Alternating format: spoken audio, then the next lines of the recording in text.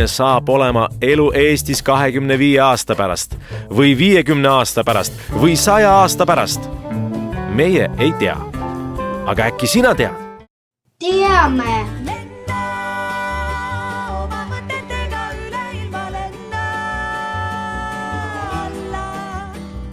Pole üleliia vara vaja tulla.